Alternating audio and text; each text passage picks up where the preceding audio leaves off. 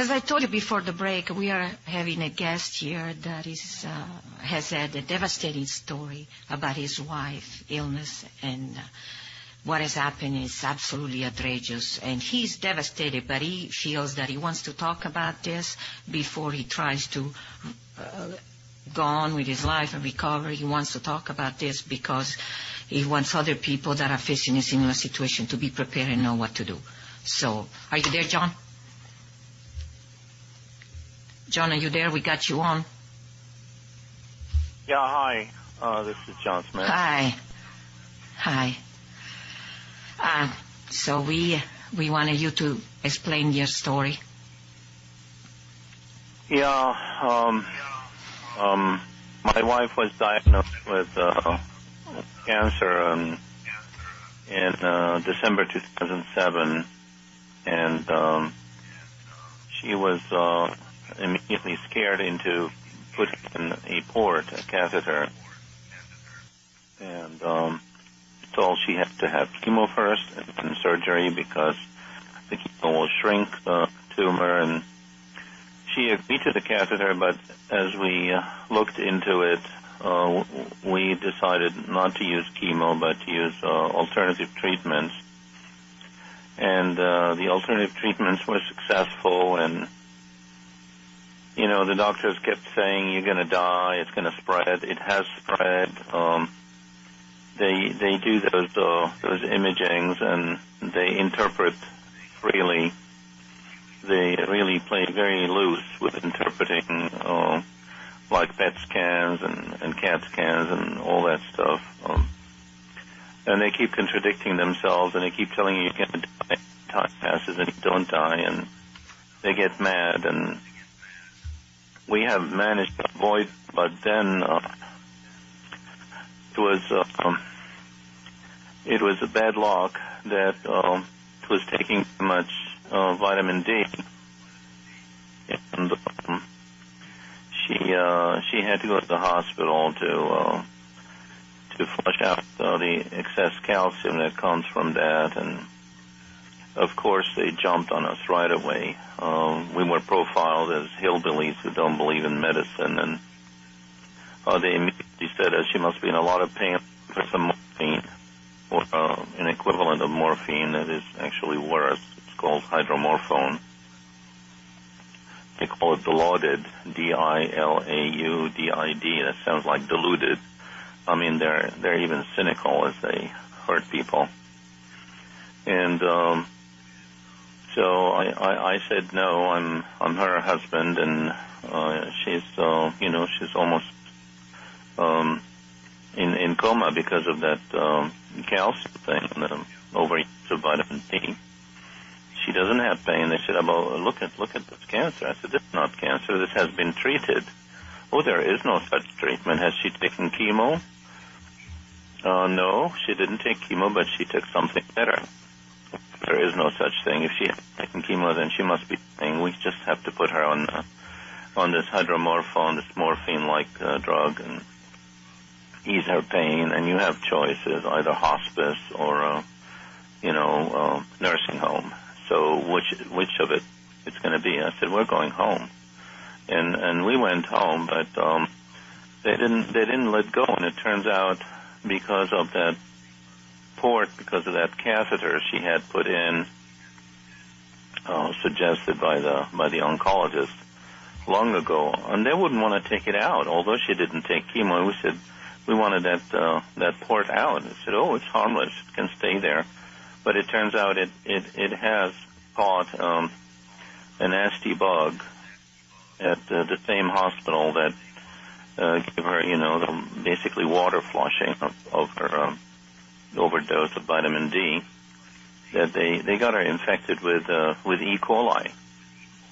And she started having chills, and we didn't know it was E-Coli until like 2 months later, because the doctor who wanted to give her the morphine, he wouldn't want to diagnose, and he wouldn't let any other doctors diagnose. He kept calling the doctors, the other doctors we tried to get diagnosis from for her chills, and saying, well, this cancer case, this is with us, you stay out of it.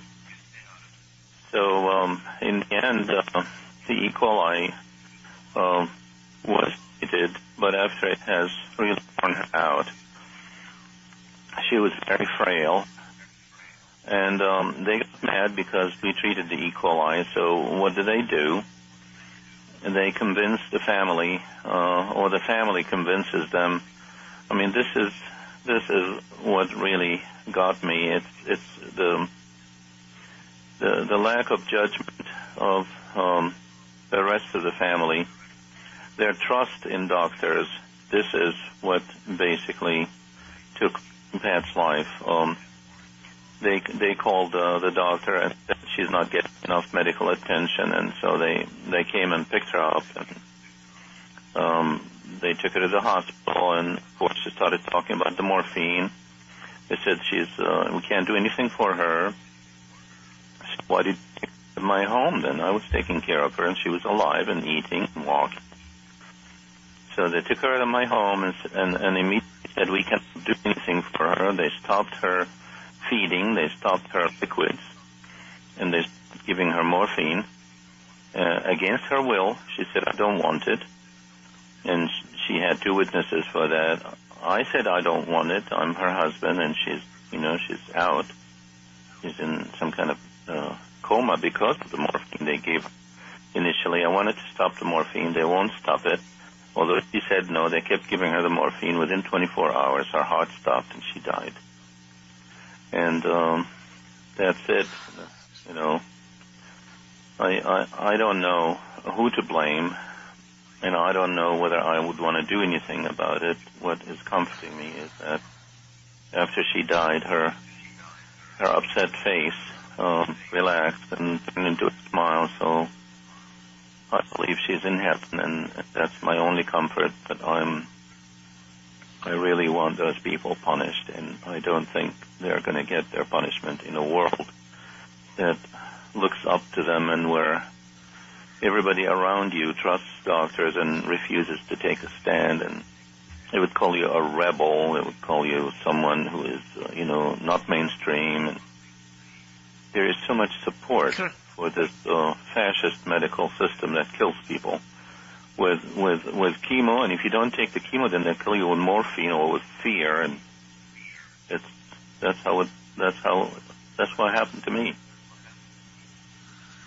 It's a horrible story, and it's really something that people should be aware of, because I've seen it many times, Mr. Smith. What happens is that people refuse chemo, all of a sudden they become somebody that they have to crush one way or another. So they either convince you to take chemo and then everything is fine. If not, they're going to punish you. And if you're in the hospital, you probably end up dying. And that's what happened to your wife, and it happened to others that I know. And they're morphine pushers. I mean, as soon as we entered the hospital, they for morphine. They sent in the pharmacist who praised morphine. I couldn't believe it. I mean, morphine, that's opium.